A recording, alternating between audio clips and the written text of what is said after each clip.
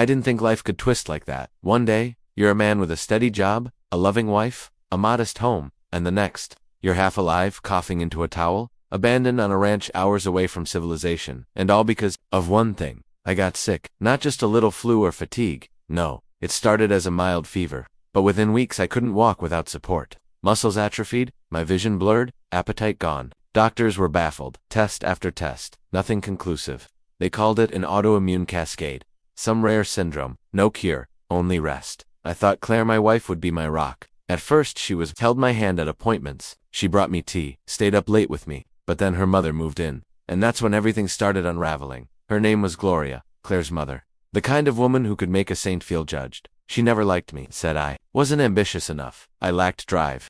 I was too soft. When I was at my lowest, barely able to get out of bed, Gloria's whispers turned into suggestions. And those suggestions turned into plans. You need to focus on your own life, Claire. I overheard her say, why should you throw your youth away playing nursemaid to a man who may never recover? And just like that, they packed my bags. They told me it was temporary, that they were sending me somewhere peaceful to rest. That space would help us both. So they shipped me off to a family ranch, hundreds of miles away, owned by my grandmother. No hospitals nearby, no neighbors, just dust, silence, and a brittle old woman waiting with open arms. My grandmother, God bless her soul, welcomed me with warmth and grace. She never asked what happened. She knew she'd seen that look before. In the war, when people abandoned their loved ones, when they became inconvenient, while I laid in bed fighting fevers, she fed me broth.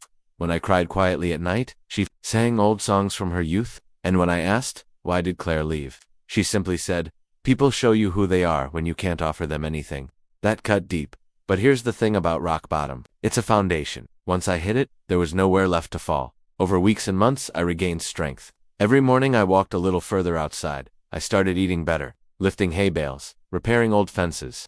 The ranch work healed me, not just my body, but my mind. My grandmother taught me the value of patience, of quiet labor, of letting go of people who chose to leave. When the day came that I could jog from the house to the barn, she just smiled and nodded. Coming back, she said, bit by bit. Then, one day, a courier came to the ranch, a thick envelope. Inside, divorce papers. Claire didn't even write a note, just legalese, signatures. Done, no call, no visit, just closure wrapped in a manila envelope. And oddly, I didn't cry, because by that point, I wasn't the man she abandoned anymore. I was someone new. Years passed, I stayed on the ranch, ran the land with my grandmother, opened a small business selling organic produce. Simple, honest work. Then two things happened. First, my grandmother passed, quietly, in her sleep, peaceful. Her will left everything to Meland accounts, her private savings. Second, Claire came back. It was a summer morning. The fields were golden with heat. I saw the dust cloud first, then the sleek black car pulling up the long dirt driveway. She stepped out, expensive handbag, hairstyled, nails polished, and behind her, Gloria. Of course. They approached like they still had ownership, like I was still that same weak man in the hospital bed. Claire gave me a sad smile. I heard about your grandmother, she said, voice dripping with false sympathy. I came to help, to check on you. I didn't say a word.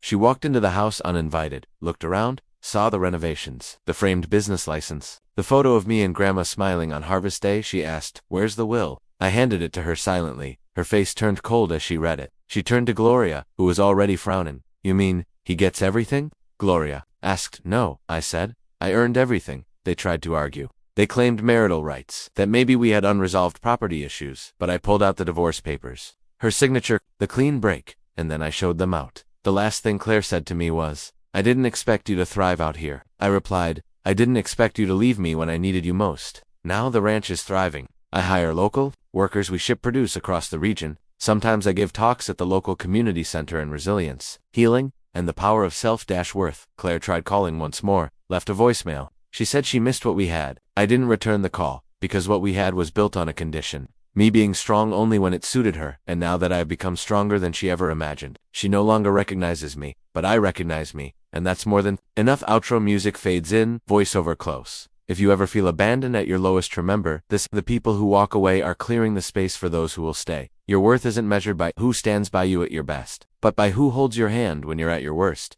I found my strength in solitude. Now it's your turn.